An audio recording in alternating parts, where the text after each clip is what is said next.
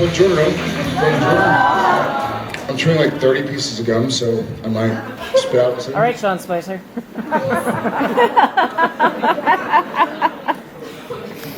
This is way too much. This is He needs to absurd. find a Hi guys, how are y'all? He needs to find a curtain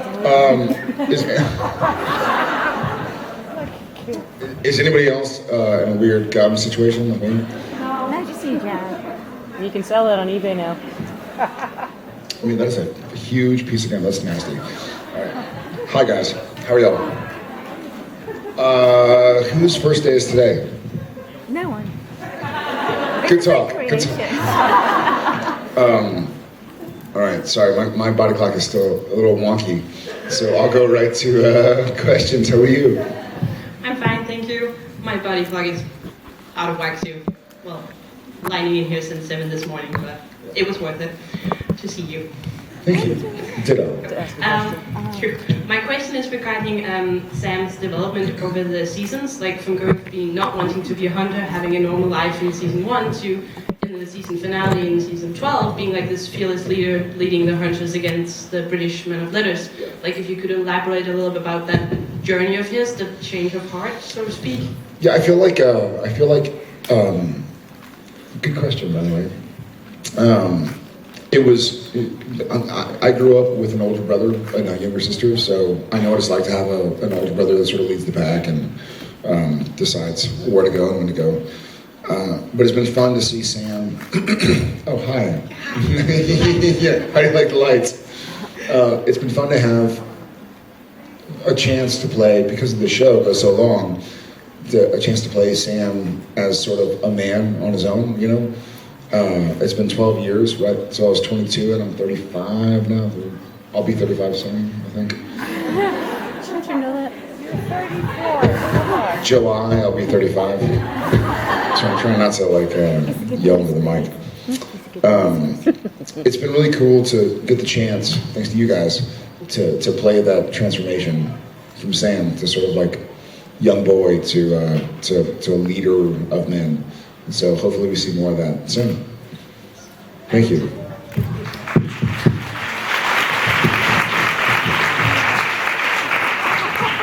I'm so sorry. So are we.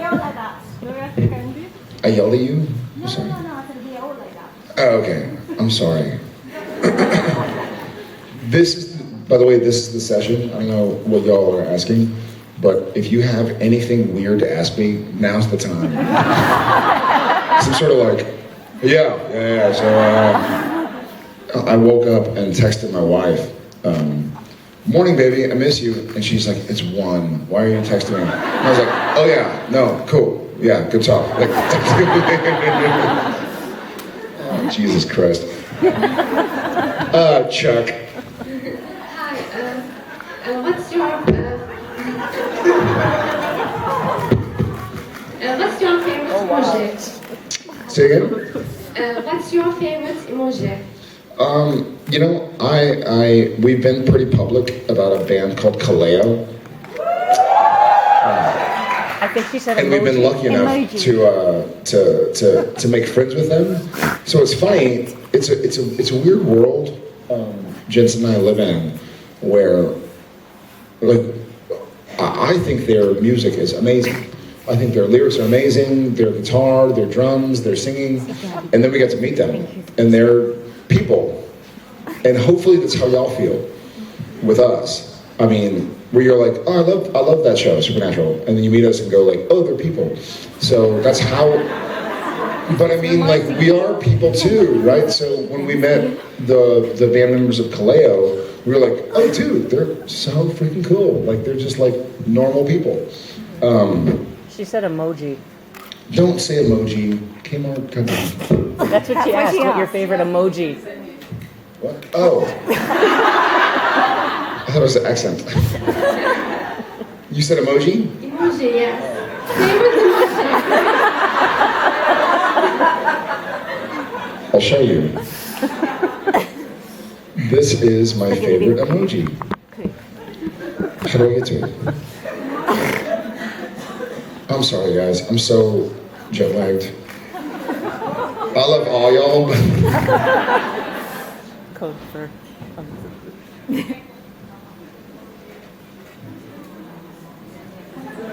Oh, oops.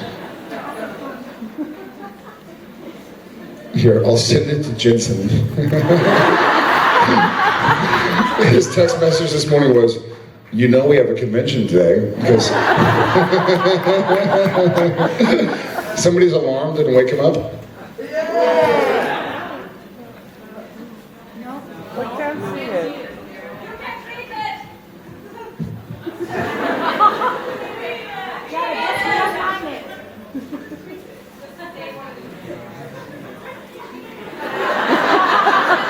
It's sort of like so my favorite emoji is sort of like a surprised happy face.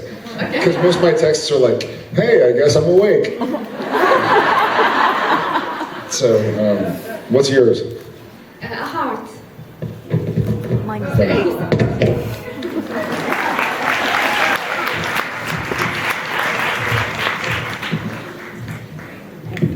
Hi. Hi, I want to ask about some Sam deleted scenes in season 12 because Some Sam deleted scenes? I know they like to cut some scenes of Sam and I felt Whoa! What? it always seems What? like when I look at deleted Don't scare her. scenes, just telling the truth. It's always when the deleted scenes always the same.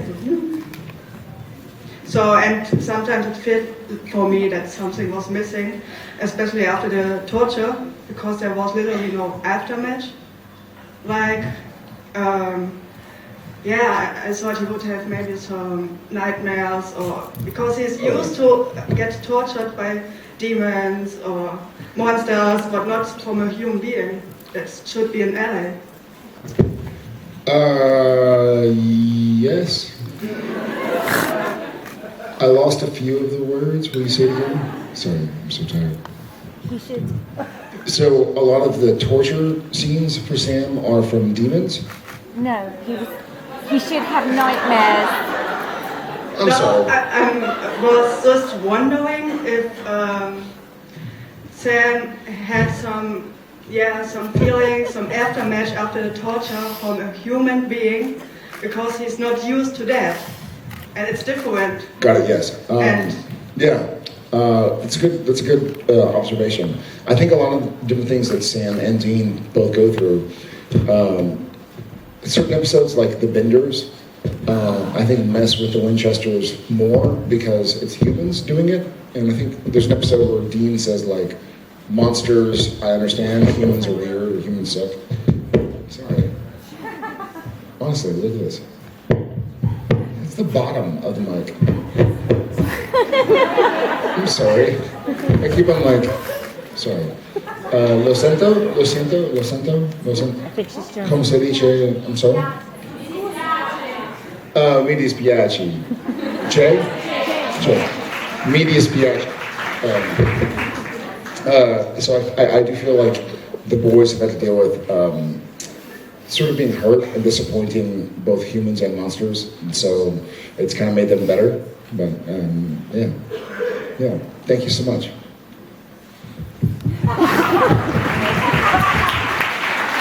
Hi, how are you? I'm really good, how are you? Getting there. First thing I My should body say, clock. I want to say congratulations on the new baby. You have a beautiful Thank you. family. Yeah.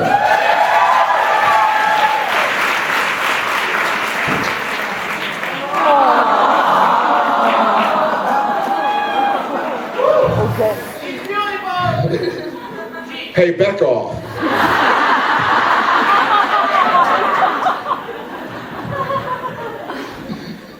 Poor girl. Like, the time is right between her eyes. It's very philosophical. And then iPhone goes and does its thing. I have the same problem with your eyes on my wallpaper screen. So. Thank you. Anyway, my question was about Phantom Boy, and I was wondering how you found out about it and how you got involved with it. So Phantom Boy was last summer, and we found out about. I'm so sorry. I'm so mi dispiace. Can you say that? Just mi dispiace, yeah. Me a lot dispiace, guys. Very dispiace.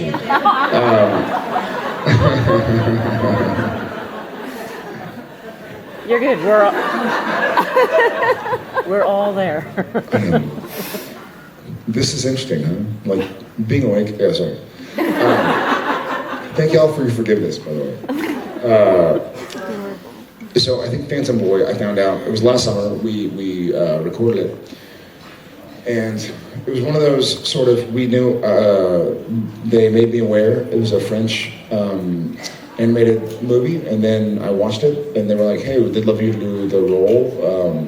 And so it was like, we recorded it in a hotel room at the W in Austin, and we would like take breaks and go down to the pool and be like, all right, this is kind of the coolest way ever to work, you know? My buddy Michael, Sinter Niklas, which he's wildly talented. He sort of directed me, and he's a voice actor, vocal actor as well. But it was sort of intimidating. It's a weird situation to do things you're not used to, you know, as a 35-year-old, and go like, oh, I'm gonna try a brand new thing. But it was fun and weird. I really enjoyed it. It was really good. Thank you. Yeah, it was good. The animation was amazing, and yeah, it was fun to be a part of. Cool. Thanks. Yeah, thank you.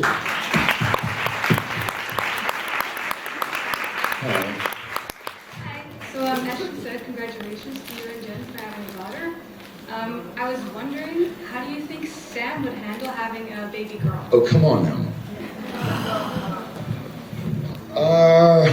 That would be a funny thing to see one of the Winchesters have a kid, huh? I think Sam would be a lot like Jared. I think he would be mortified, you know? You don't have kids. You're very young. It's a very cool, very vulnerability-inducing sort of situation.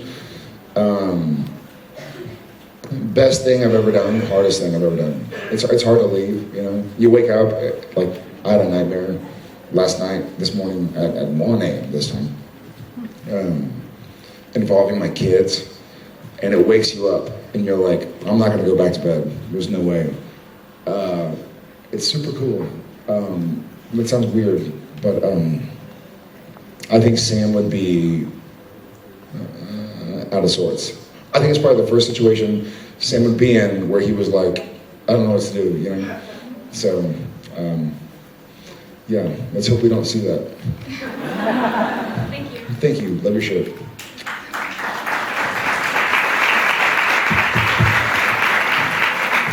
Hi. Hi. I really enjoyed your chapter in the Fengen book.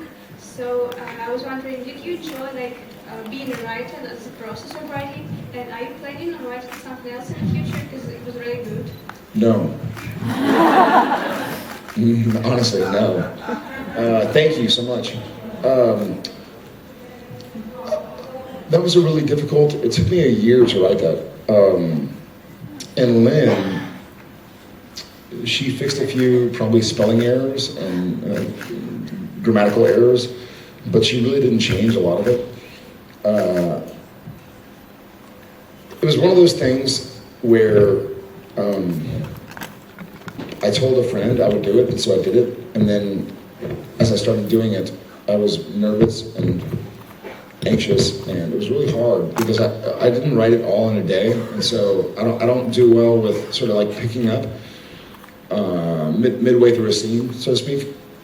So, like acting, I'd rather if there's a 4-page scene, I'd rather do all 4 pages than go like, hey, there was a plane last page, do the last 3 lines. I'd rather go back to the front and do the whole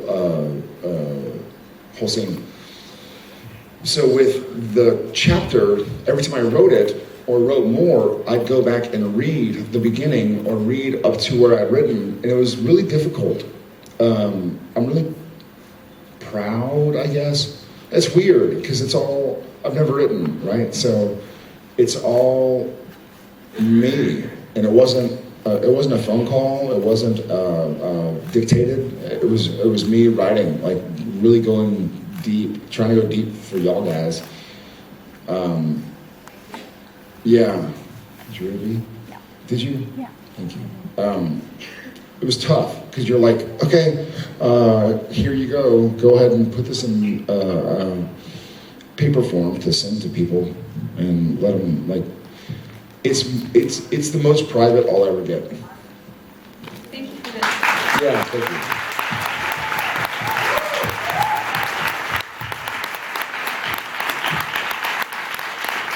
Thanks, guys.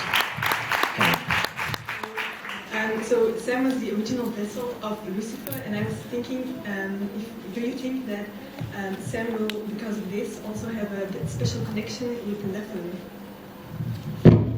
Yes. Yes, great question, and yes, honestly, I think that's why, for those who haven't seen the finale, I think that's why they made Sam kind of find him, you know? So I do think that Sam is going to be able to maybe appeal to his intellectual side. We don't know a lot about the Nephilim yet, but I do feel like Jack, I guess, will have a connection with Sam. Yeah, I hope so too. Yeah, me Thank too. you very much. Thank you so much. I'm waiting. Good morning, Jared. Good morning. It's morning. Jesus. Yes. I actually don't have a question. I have a story to tell that's just too hilarious to not share. Thank God. Yeah. Last year I had a meet and greet with you and I was asking about your hats. Yes. And the next day after the Jailbreak concert, me and my friends were standing there and we were talking and I said, I had a meet and greet with Jared and I was asking and I said, I love your beanies. And one of my friends was just scandalized and she was like, what? What did you say? I love your penis?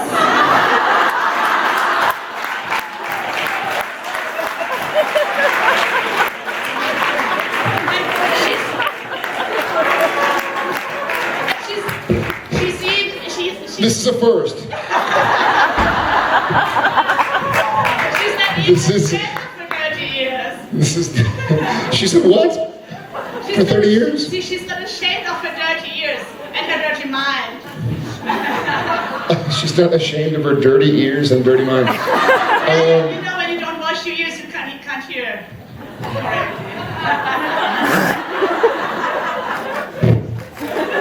I'm sure you always wash your ears.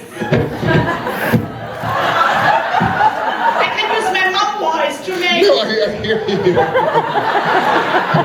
I'm just sort of laughing. I've never. I've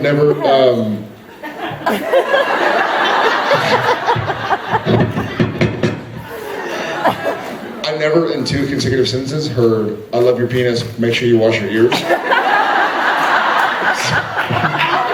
Other body parts too. I get it.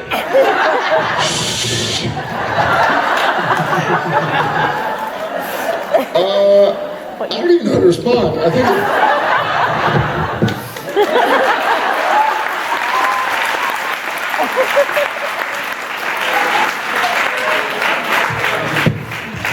My friend says I love your penis. Wash your ears. Last call, and I've already passed. What? Oh. Can we swap? That translates to English. Yes, that's fine. What was it? Sorry. I didn't fix it. So you've heard both of those sentences, just not one after the other? Beat that. Sorry, I don't think I can. I was wondering, you did a lot of experiments with different episode styles over the years. What do you think about doing a science fiction episode? They did. I think I'm a bit confused. Well, I mean, they could be, saving planets, hunting aliens. Got it. So more broad scale. Would love to. I think. Sorry, I think sometimes I call the show science fiction. What would the show be called? Thriller, horror, fantasy. Fantasy? Wash your penis.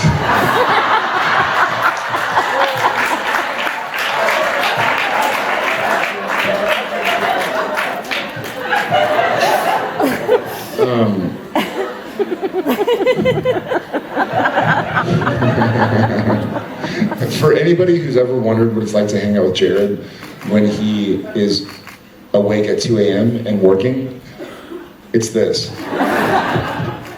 Yeah, action? Yeah, okay.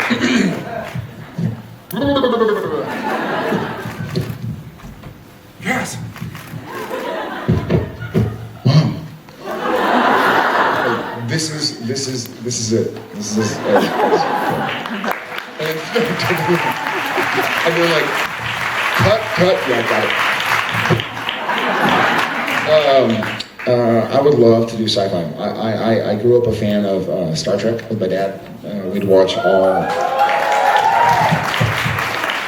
original 63 episodes. We beat their ass, 263 or 262. So I would love that. I hope Supernatural goes long enough to get a chance to do those episodes. 500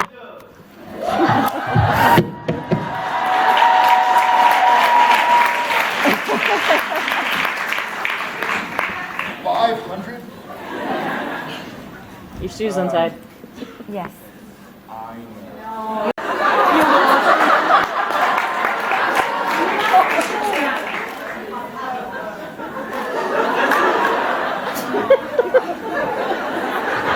Sorry. He's like, you broke the mic. Here you go. How are you? Better than you right now.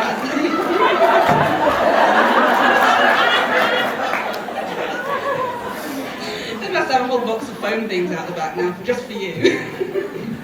True, very true. So, what I wanted to ask was, people who have been close, like you guys have for a very long time, tend to develop particular habits that maybe only come out when the other person is in the room.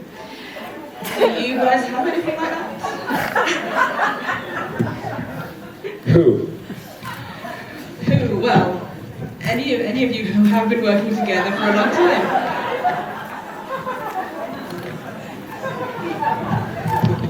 You see, this is what I'm talking about because I'm so tired, but I'm going to answer this.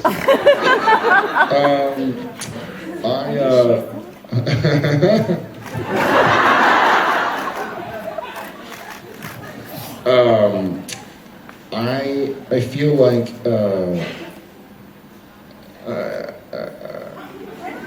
the short answer is yes.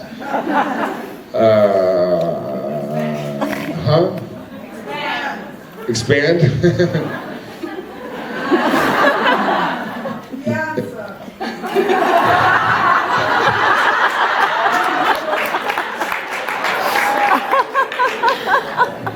Got it. The short answer is yes. The long answer is I think y'all have seen a lot of it on stage. It's funny because there are people that I idolize. You know, one of them just lost his life to suicide a couple days ago. Chris Cornell, rest in peace. There are people that I grew up sort of idolizing, and I've met a few, and it's been really funny because some are really disappointing. And you're like, oh man, like you're not nice. Some are just, you know, they'll fart on you, and you're like, this is really weird, you know, like. And your friends forever. I guess, right? But it's a fellow actress told me a story about her dad came to work with her, and she was shooting with Anthony Hopkins. And apparently her dad went up to Sir Tony Hopkins and was like chatting about whatever, politics or something. And Anthony Hopkins was amazing, like talked to him, yada yada. But she was mortified, and she was like, Dad, you can't just like walk up to Tony Hopkins. And he goes, her dad says, why? He's just breathing oxygen, like we are. And I was like, that's such a cool, like we're all in this fight together. You know, I'm on the stage, I guess, and I wear makeup for a living and tell a story, but I think we're all in the same position, right? So I think the same goes for everybody in that green room. We love y'all as much as y'all love us.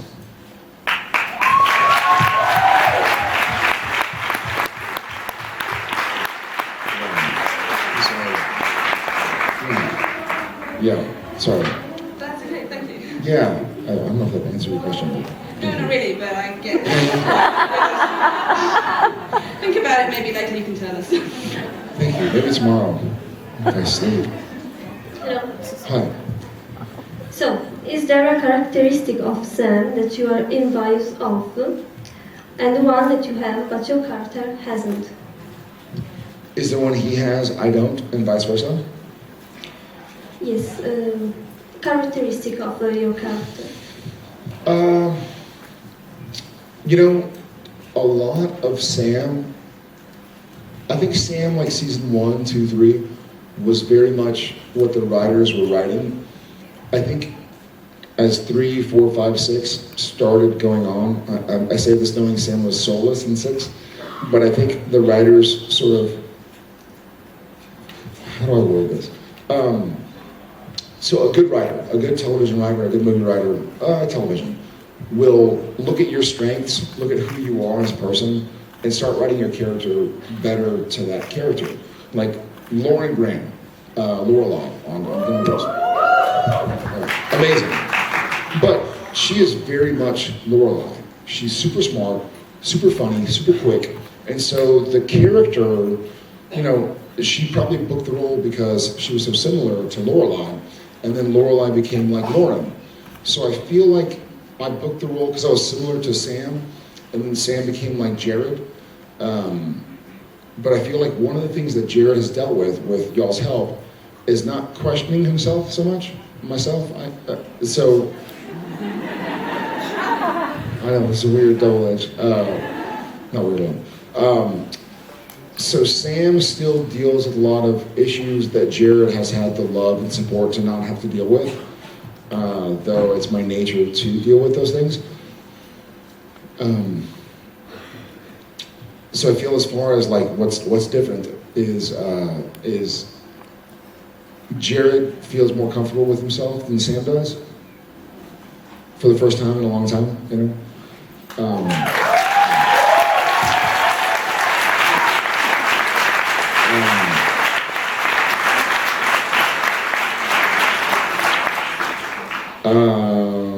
Similarities.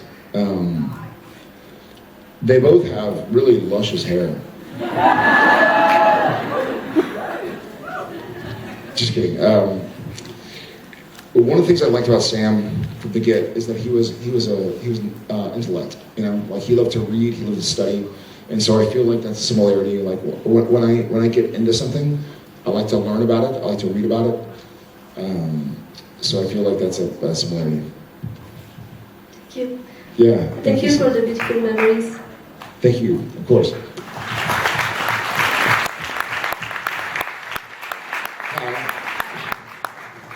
I was wondering, what do you think Sam admires the most about Dean?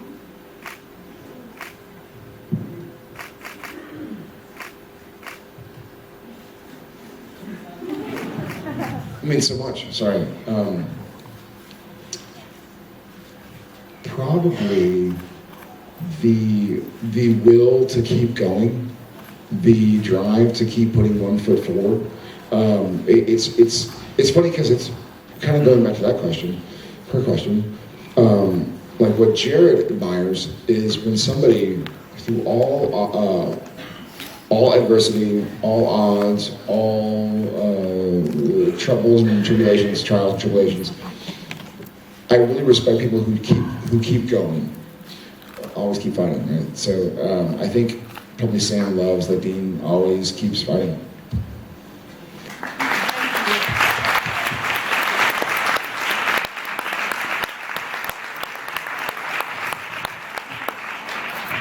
You're very short.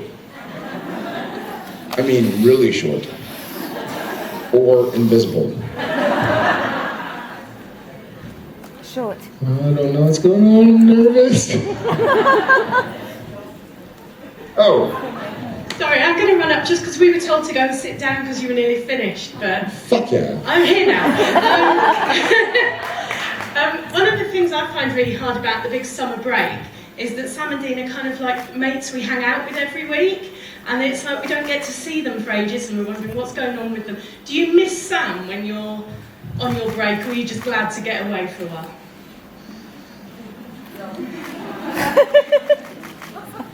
That is a great question.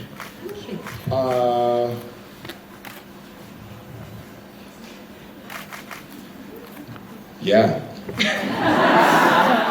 I do. Like, that's one of the reasons why I keep saying yes to the show. I love Sam.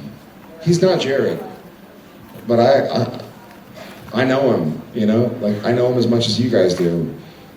Even more in some ways, I suppose. Less in some ways. I think y'all know Sam more than I do, because you see his actions. But I know Sam for his motivations and his heart.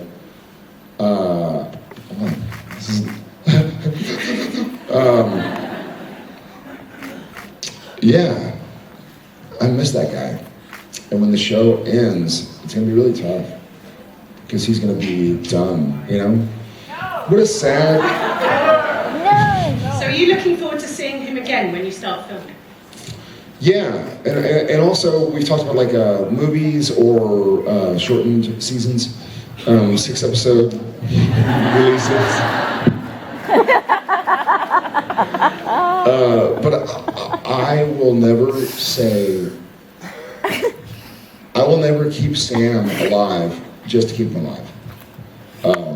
If somebody's not committed to him and his character, writing-wise, then I'd rather he live in our memories, you know? But yeah, I miss that factor. All right, love you. Thank you guys.